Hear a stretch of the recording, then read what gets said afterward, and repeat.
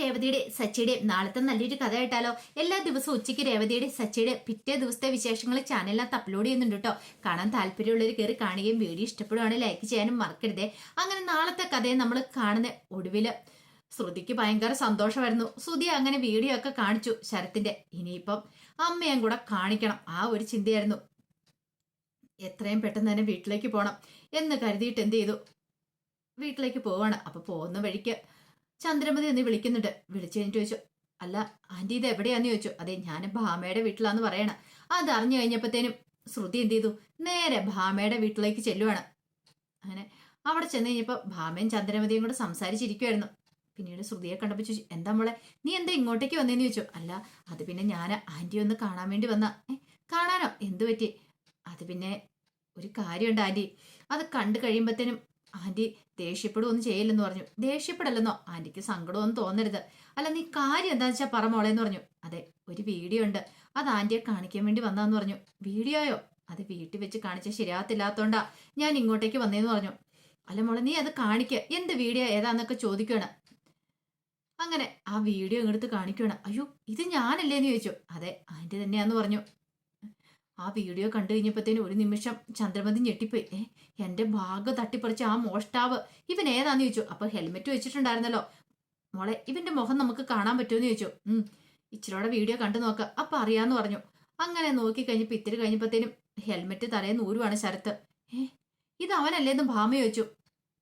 രേവതിയുടെ അനുജന് ശരത്ത്. അപ്പോഴേക്ക് ശ്രുതി പറഞ്ഞു അതേന്ന് പറയണം. ചന്ദ്രമതിക്ക് ദേഷ്യം അടക്കാൻ പറ്റിയില്ല. ഓഹോ, അപ്പം ഇവനാണല്ലേ എന്റെ ഭാഗം മോഷ്ടിച്ചത്, ഇവനാണ് ആ പൈസ മോഷ്ടിച്ചത്. ഇതിന്റെ പേരിൽ എന്തൊക്കെ പ്രശ്നങ്ങളുണ്ടായി. ഞാൻ ആ ഫിനാൻഷ്യറുടെ മുന്നിൽ തല കുടിച്ച് നിൽക്കേണ്ടതായിട്ട് വന്നു. ഇതങ്ങനെ വെറുതെ വിട്ടിട്ട് കാര്യമില്ല. നീ വാ ശ്രുതി എന്ന് പറഞ്ഞു. അല്ലെ എങ്ങോട്ടാ ആന്റി? എന്റെ കൂടെ വാ. അവളുടെ രേവതിയുടെ വീട്ടിലേക്ക് പോണം. ഇന്ന് രണ്ടിലൊന്നും അറിഞ്ഞിട്ടോ കാര്യമുള്ളെന്ന് പറഞ്ഞു. അല്ല അത് വേണോ ആന്റി? നിന്നോട് വരാൻ പറഞ്ഞാ വന്നാ മതി എന്ന് പറഞ്ഞു. പിന്നീട് ഭാമയോട് പറഞ്ഞ് ഞങ്ങൾ ഇറങ്ങിയേക്കോന്ന് പറഞ്ഞോണ്ട് ചന്ദ്രമതി അങ്ങോട്ട് പോവാണ്. ശ്രുതിക്ക് ഭയങ്കര സന്തോഷമായി. ഇനി എന്തേലുമൊക്കെ നടക്കും എന്നൊരു ചിന്തയായിരുന്നു ശ്രുതിയുടെ മനസ്സിൽ. അതേ സമയത്ത് ശരത്ത് വീട്ടിലേക്ക് വരുവാണ്. ആന്റണിയും കൂട്ടരും കാത്തു നിൽക്കുന്നുണ്ടായിരുന്നു വഴിയില്. ആ സമയം ആന്റണിയോട് കൂട്ടുകാരന്മാര് ചോദിച്ചു, എടാ അവൻ ഇതിലൂടെ വരുമോന്ന് ചോദിച്ചു. അവൻ വരുമെന്ന് പറയണം. അവൻ എന്താണല്ലോ ഇപ്പോഴേ വീട്ടിലേക്ക് പോകാനായിട്ട് വരും. എന്താണല്ലോ അവൻ ടൗണിലുണ്ടല്ലോ, ഇതിലൂടെ അല്ലാതെ അവന് വീട്ടിലേക്ക് പോകാൻ പറ്റില്ല എന്ന് പറഞ്ഞു. ഇച്ചിരി സമയം കഴിഞ്ഞപ്പോഴത്തേനും ശരത്ത് അങ്ങോട്ടേക്ക് വരുവാണ്. അങ്ങനെ സ്കൂട്ടി വരണ സമയത്ത് ആന്റണിയുടെ കൂട്ടുകാരന്മാർ അവനെ തടഞ്ഞു നിർത്തണമെന്നും പറഞ്ഞുകൊണ്ട് അങ്ങനെ ഒടുവിൽ ആന്റണിയുടെ അടുത്തേക്ക് ശരത്ത് വന്നു. എന്താ കാര്യം എന്താന്ന് ചോദിച്ചു. എടാ നീ ഇത് എന്തു പോക്കാ പോകുന്നേ? ഒന്നും അല്ലേലും നമ്മള് കൂട്ടുകാരല്ലായിരുന്നെന്ന് ചോദിച്ചു. അതെ, നിങ്ങളുടെ കൂട്ടൊന്നും വേണ്ട ഏട്ടാ എനിക്കെന്ന് പറഞ്ഞു. അങ്ങനെ പറഞ്ഞുകൊണ്ട് ഒഴിഞ്ഞു മാറാൻ നോക്കിയാലോ, എങ്ങനെ ശരിയാന്നേ? ഇപ്പൊ നീ അല്ല ഹീറോ എന്ന് ചോദിച്ചു. ഹീറോയോ? ഞാനോ? പിന്നല്ലാതെ, നീ ഫേമസ് ആയിക്കൊണ്ടിരിക്കുമല്ലോ സോഷ്യൽ മീഡിയയില്. അപ്പൊ നീ വാർത്തയൊന്നും കണ്ടില്ലായിരുന്നു എന്ന് ചോദിച്ചു. എന്ത്? ഇത് നോക്കാൻ പറഞ്ഞു. അങ്ങനെ അങ്ങോട്ട് കാണിച്ചു കൊടുക്കുവാണ്. ശരത്ത് ഭാഗം മോഷ്ടിക്കുന്ന വീഡിയോ. അത് കണ്ടപ്പോ ശരത്തൊന്നും ഞെട്ടി. എങ്ങനെയുണ്ട് ഇപ്പം മനസ്സിലായോ? അയ്യ ഇതാരാ ഇതിനകത്തേക്ക് അപ്ലോഡ് ചെയ്ത് സോഷ്യൽ മീഡിയയിൽ അപ്ലോഡ് ചെയ്തേ? നീയാണല്ലേ എന്നൊക്കെ ചോദിച്ചുകൊണ്ട് ദേഷ്യപ്പെടുവാണ് ആന്റണിയോട് ശരത്ത്. ഞാൻ അമ്മാതിരി പണിയൊന്നും ചെയ്തിട്ടൊന്നുമില്ല. ഇത് നിന്റെ അളിയനുണ്ടല്ലോ ആ സച്ചി, അവൻ ചെയ്ത വേലത്തരമാന്ന് പറഞ്ഞു.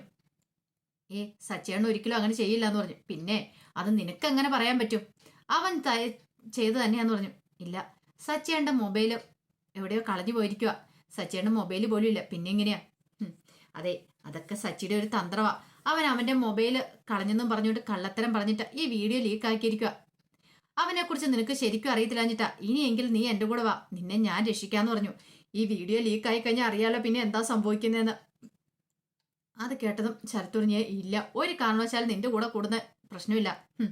എന്റെ ചേച്ചിയെ നീ വീഴ്ച എന്റെ ചേച്ചിയുടെ തലയൊക്കെ പൊട്ടിച്ചാണല്ലേ, അപ്പൊ പിന്നെ ഞാൻ നിന്നോട് കൂടണമല്ലേ? അതൊരു കാരണവശാലും നടക്കില്ല ആന്റണി എന്ന് പറഞ്ഞു. എങ്കിൽ നീ ചെല്ലടാ, ചെന്ന് കയറി കൊടുക്ക്, ഇതിനുള്ള കൂലി നിനക്ക് കിട്ടുമെന്ന് പറഞ്ഞു. അത് കേട്ടപ്പോ ശരത്ത് പറഞ്ഞു, എന്ത് വേണമെന്ന് എനിക്കറിയാം, ഞാൻ ചെയ്തോളാന്നൊക്കെ പറഞ്ഞു. പിന്നീട് ശരത്ത് അങ്ങോട്ട് പോയി കഴിഞ്ഞപ്പോഴത്തേനും ആന്റണിയുടെ കൂട്ടുകാരന്മാർ പറഞ്ഞു, അല്ല അവന്റെ അഹങ്കാരം കണ്ടോ, അവൻ പോയത് കണ്ടോ എന്ന് പറഞ്ഞു. എങ്ങോട്ട് പോവാനായിട്ടാ? അവൻ വരൂന്ന് പറയണ. അധികം വൈകാതെ അവനെ പോലീസ് പൊക്കും. പിന്നെ അവൻ ഇറങ്ങി കഴിയുമ്പോൾ നമ്മുടെ അടുത്തേക്ക് വരെ നിവൃത്തിയുള്ളെന്ന് പറഞ്ഞു. അവൻ പോട്ടെ എന്ന് പറയണ. തൽക്കാലത്തേക്ക് അവൻ നമ്മളെ ഇന്ന് രക്ഷപ്പെട്ടു, പക്ഷെ നമ്മുടെ അടുത്തേക്ക് വരാതെ അവന് തരവില്ല എന്നൊക്കെ പറഞ്ഞ് ആന്റണി സന്തോഷിക്കുകയാണ്. ഇതേ സമയത്ത് രേവതി വീട്ടിലേക്ക് വന്ന് ദേവുവിനോടും ലക്ഷ്മിയമ്മയോട് സംസാരിച്ചിരിക്കുകയാണ്. ആ സമയം ലക്ഷ്മിയമ്മ കറി വെക്കാനുള്ള സാധനങ്ങളൊക്കെ ഒരുക്കിക്കൊണ്ടിരിക്കുകയാണ്.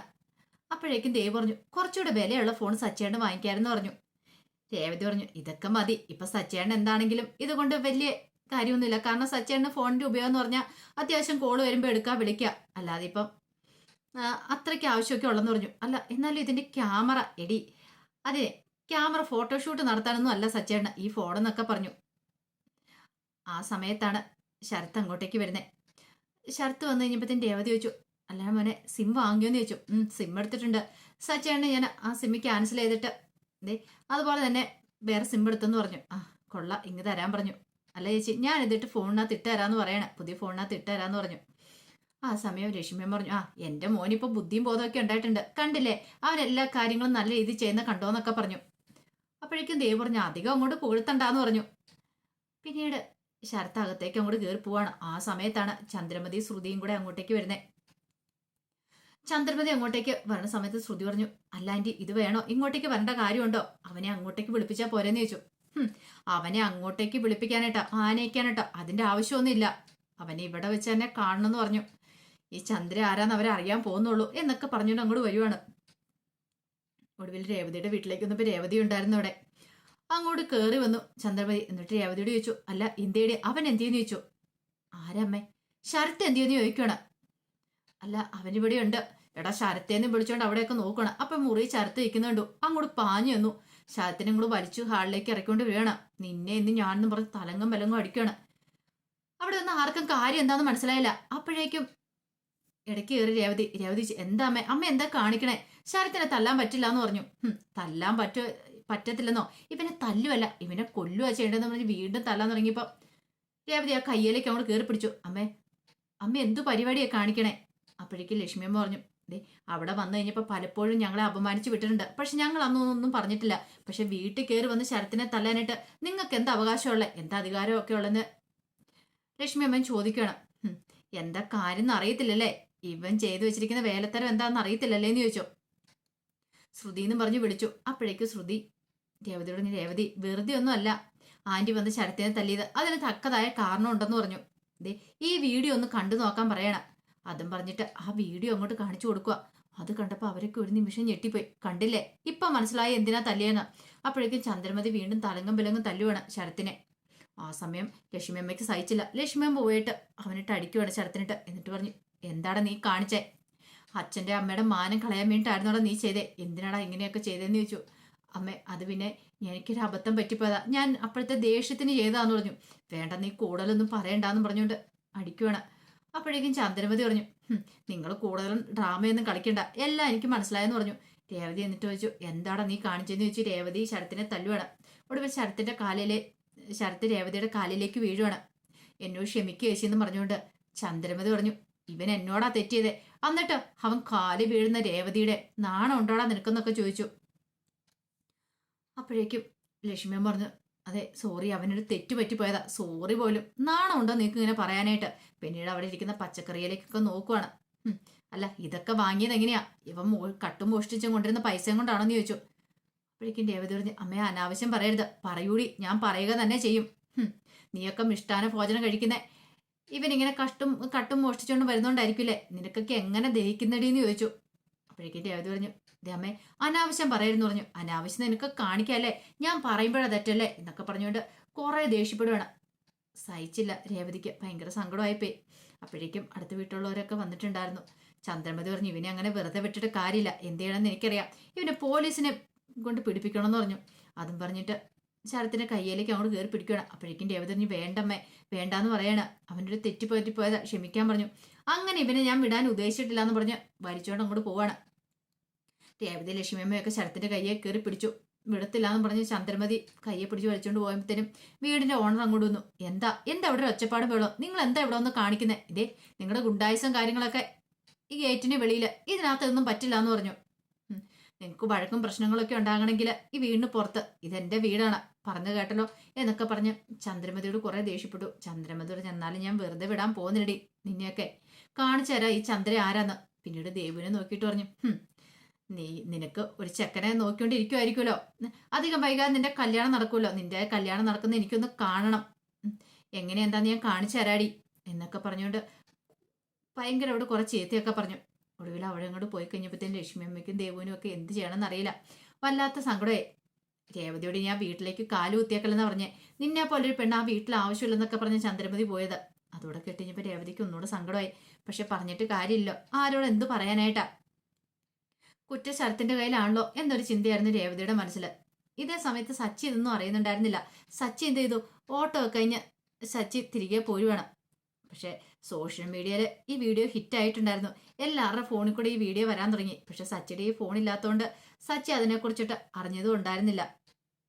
ഇതേ സമയം ആഹാരം പോലും കഴിക്കാതെ ലക്ഷ്മി അമ്മ ഇരിക്കണം. അപ്പോഴേക്കും ദേവ് പറഞ്ഞു, അമ്മ എന്തേലും ഇത്തിരി ആഹാരം കഴിക്കുക എന്ന് പറഞ്ഞു. വേണ്ട, എനിക്കൊന്നും വേണ്ടാന്ന് പറഞ്ഞു. ഇങ്ങനെ പട്ടിണി ഇരുന്ന് എങ്ങനെ ശരിയാന്നേ. ഇരിക്കാടി, ഞാൻ പട്ടിണി ഇരിക്കാം, അല്ലാതെ എന്താ ചെയ്യുന്നേ. എന്തൊരു പ്രതീക്ഷയായിരുന്നു അവനെക്കുറിച്ച്. എല്ലാം നശിപ്പിച്ച് കളഞ്ഞില്ലേന്ന് ചോദിച്ചു. എന്റെ മോളുടെ ജീവിതം നശിച്ചു പോയില്ലേ, ഇനി എന്താ ചെയ്യുന്നേ. ഇനിയിപ്പോൾ ഇവൾക്ക് അങ്ങോട്ടേക്ക് പോകാൻ പറ്റുമോ. ഇത് സച്ചി അറിഞ്ഞിട്ടുണ്ടെങ്കിൽ എന്തായിരിക്കും. രേവതിക്കും നല്ല സങ്കടമുണ്ട്. സച്ചിയേട്ടൻ അങ്ങനെ ഇത് കണ്ടിട്ടുണ്ടെങ്കിൽ എങ്ങനെയായിരിക്കും എന്ന് ഓർത്തിട്ട് അതോർത്തിട്ടാണ് രേവതിക്കും വിഷമം. ഒരുപക്ഷെ സച്ചിയേട്ടന് സഹിക്കാൻ പറ്റുന്ന കാര്യമായിരിക്കില്ല. ആ സമയം സച്ചി വീട്ടിലേക്ക് ചെല്ലുവാണ്. ചന്ദ്രമതി ആകെപ്പാടെ ഭ്രാന്ത് പിടിച്ചവരെയാണ് വീട്ടിലേക്ക് തന്നെ. രവീന്ദ്രനോട് കാര്യങ്ങളൊക്കെ പറഞ്ഞു. രവീന്ദ്രൻ പറഞ്ഞു, അത് പിന്നെ ചിലപ്പോൾ അവൻ്റെ അബദ്ധം പറ്റിയതായിരിക്കും. നിനക്ക് പണം കിട്ടിയില്ലോ ചന്ദ്രേ, അത് സച്ചി കൊണ്ട് തന്നില്ലായിരുന്നു എന്ന് ചോദിച്ചു. ഇതങ്ങനെ വെറുതെ വിടാൻ ഞാൻ ഉദ്ദേശിച്ചിട്ടില്ല എന്നൊക്കെ പറഞ്ഞിരിക്കുമ്പോഴാണ് സച്ചിയുടെ വരവ്. സച്ചി വന്നു കഴിഞ്ഞപ്പോഴത്തേനും ഭയങ്കര ദേഷ്യത്തോടു കൂടി ചന്ദ്രമതി ചാടി എഴുന്നേറ്റു. എന്നിട്ട് പറഞ്ഞു, ഒരു കാര്യം ഞാൻ പറഞ്ഞേക്കാം. നിന്റെ ഭാര്യ ഉണ്ടല്ലോ രേവതി, ഇനി മേലാൽ ഈ വീട്ടിൽ കാല് കുത്താൻ പറ്റില്ലെന്ന് പറഞ്ഞു. അത് കേട്ട് കഴിഞ്ഞപ്പോൾ സച്ചി ചോദിച്ചു, എന്താ കാര്യം എന്താന്ന് ചോദിച്ചു. അപ്പോഴേക്കും രവീന്ദ്രൻ പറഞ്ഞു, അത് പിന്നെ എടാ സച്ചി, ആ സമയത്താണ് ശ്രുതിയും കൂടെ അങ്ങോട്ടേക്ക് വരുന്നത്. പിന്നീട് ആ വീഡിയോസും കാര്യങ്ങളും കാണിച്ചു കൊടുക്കുക. സച്ചിക്ക് മനസ്സിലായ തൻ്റെ ഫോണിൽ നിന്ന് ലീക്കായെന്നുള്ള കാര്യം. സച്ചിയുള്ള സത്യാവസ്ഥ തുറന്നു പറയണം. സച്ചി പറഞ്ഞു, ഈ വീഡിയോസ് ഞാൻ നേരത്തെ കണ്ട എനിക്കറിയാമെന്ന് പറഞ്ഞു. ഈ തവണ ഞെട്ടിയത് ചന്ദ്രമതിയാണ്. ചന്ദ്രമതി പറഞ്ഞു, പിന്നെ എൻ്റെ ഭാര്യയുടെ കാര്യം നോക്കാൻ എനിക്കറിയാം. എൻ്റെ ഭാര്യ ഈ വീട്ടിലേക്ക് വരണോ വേണ്ടതെന്ന് തീരുമാനിക്കുന്നത് ഞാനാ, അല്ലാതെ അമ്മയല്ല എന്ന് പറഞ്ഞ് ചന്ദ്രമതിയെ വെല്ലുവിളിക്കുകയാണ്. അപ്പോൾ അതിൻ്റെ വിശേഷങ്ങളൊക്കെ നമ്മൾ കാണാൻ പോകുന്നത്. ആ വിശേഷങ്ങൾക്കായി നമുക്ക് എല്ലാവർക്കും കാത്തിരിക്കാം കേട്ടോ. ഒരിക്കൽ കൂടി എല്ലാവർക്കും ശുഭദിനം നേർന്നുകൊണ്ട് നിർത്തുന്നു.